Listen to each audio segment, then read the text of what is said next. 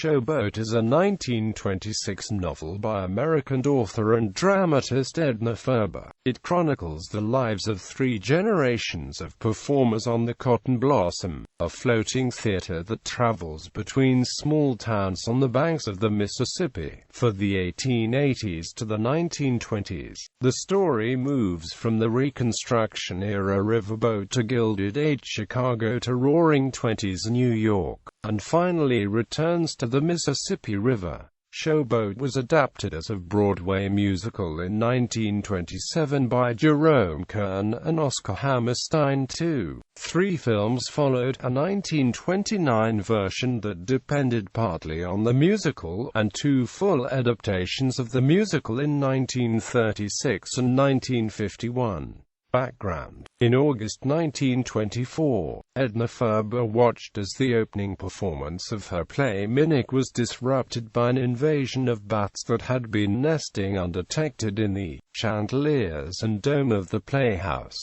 Alarmed theatergoers scurried for the exits. As the crew recovered from this debacle, Winthrop Ames, the show's producer, jokingly remarked, "Next time, we won't bother with tryouts. We'll all charter a showboat and we'll just drift down the rivers, playing the towns as we come to them." Showboats were floating theaters that traveled along rivers of the United States from the 1870s to the 1930s. The performers lived aboard the vessels, with song, dance, and dramatic productions. Showboats provided entertainment for small riverside towns that were otherwise quite isolated. Ferber, who had never heard of showboats, was immediately intrigued. "Here, I thought, was one of the most melodramatic and gorgeous bits of Americana that had ever come my way. It was not only the theater, it was the theater plus the glamour of the wandering, drifting life, the drama of the river towns, the mystery and terror of the Mississippi itself.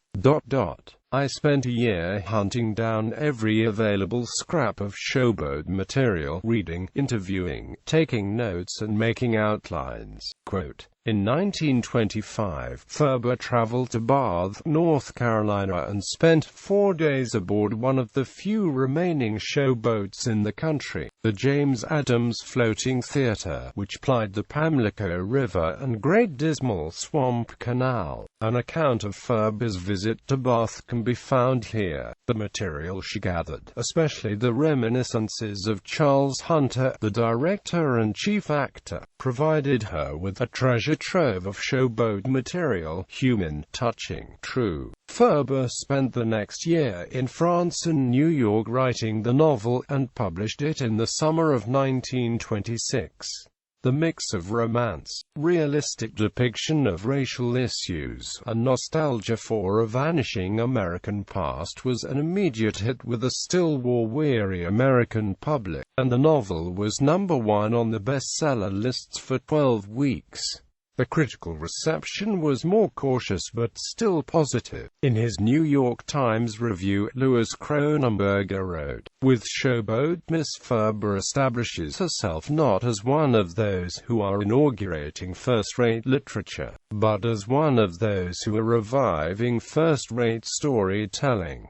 This is little else but an irresistible story, but that, surely, is enough." By the time the James Adams Floating Theater was destroyed by fire in 1941, the era of showboats had ended, supplanted by the motion picture theater. Plot. The time is the late 19th century. Captain Andy Hawks is a former riverboat owner with a shrewish wife, Pathy, and a 10-year-old daughter, Magnolia. He buys the new showboat Cotton Blossom. Among the actors are Julie Dozier and her husband Steve Baker, and Ellie Chipley and her husband, affectionately known as Schultze. Other members of the crew: Pete, the engineer of the towboat Molly Abel, which propels the showboat, Frank the utility man, and Windy McLean, the pilot. Steve and Julia close, and Julie becomes Magnolia's best friend, showing motherly affection toward her. For a time, all is well, but soon Pete begins making unwanted advances toward Julie. He gets into a fist fight with Steve, is soundly beaten, and swears revenge.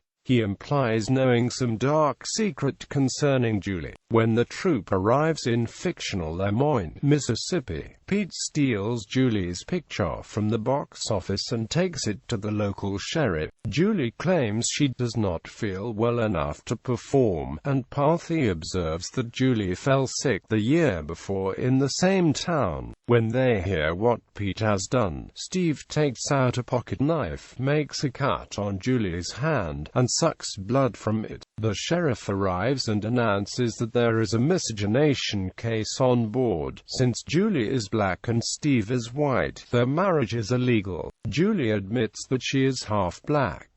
Ellie, who has been very close to Julie, becomes upset at the revelation and hysterically denounces her friend. Steve says he has Negro blood in him, and the rest of the company backs him up. The sheriff, not realizing that Steve's claim is based only on his having sucked some blood from Julie's hand, recites as Mississippi law that one drop of Negro blood makes you a Negro in these parts. Although still suspicious, he is convinced by Wendy, a boyhood friend, that he cannot arrest the couple, and leaves. He tells Steve and Julie to leave the boat, which they do, after Julie sorrowfully says goodbye to the girl Magnolia. Years later we return to the boat, where Magnolia is now 18 and the newest leading lady.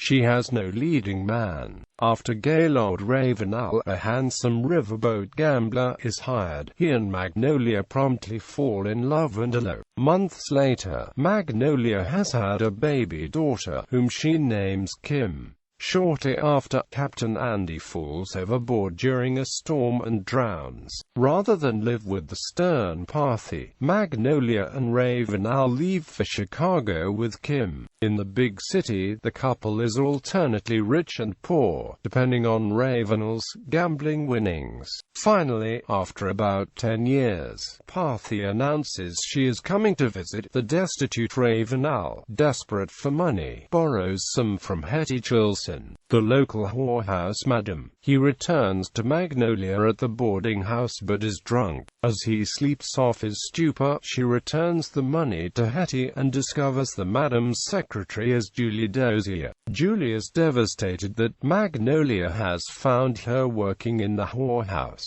When Magnolia returns to the boarding house, she finds Ravenel gone, leaving nothing but a farewell note.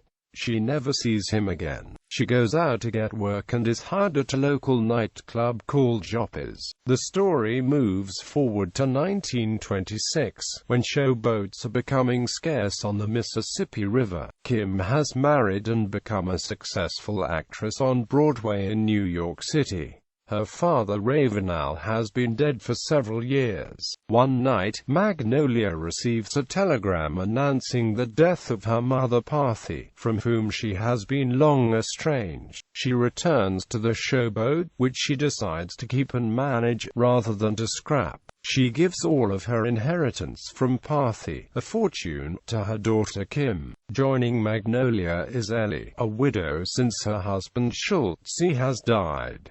Musical adaptation. Although Brooks Atkinson, the noted New York Times theater critic, proclaimed the musical adaptation as being positively slavish to the novel, Hammerstein made several changes in adapting it to the musical stage. Radio. On March 31, 1939, on the Campbell Playhouse, Orson Welles broadcast a dramatic hour-long version of the Ferber novel in which he played the role of Captain Andy, and author Edna Ferber made her acting debut as Parthy. Margaret Sullivan played Magnolia as an adult. William Johnston played Ravenel, and, because of her success on stage in the role, Helen Morgan played Julie, though the one song she sang had nothing to do with the stage version of Showboat. It would be one of Morgan's last public appearances before her untimely death in 1941. On February 20 and 27, 2011, a two-part version of Showboat was broadcast on BBC Radio 4 in the classic serial spot. Based only on Ferber's novel, it was dramatized by Moya O'Shea, produced, directed by Tracy Neal, and starred Lysette Anthony as Kim, Samantha Spiro as Magnolia, Laurel Lefkov as Parthy, Morgan Deere as Capn Andy, Ryan McCluskey as Gaylord, and Nonso Anazi as Joe, with original music by Neil Brand.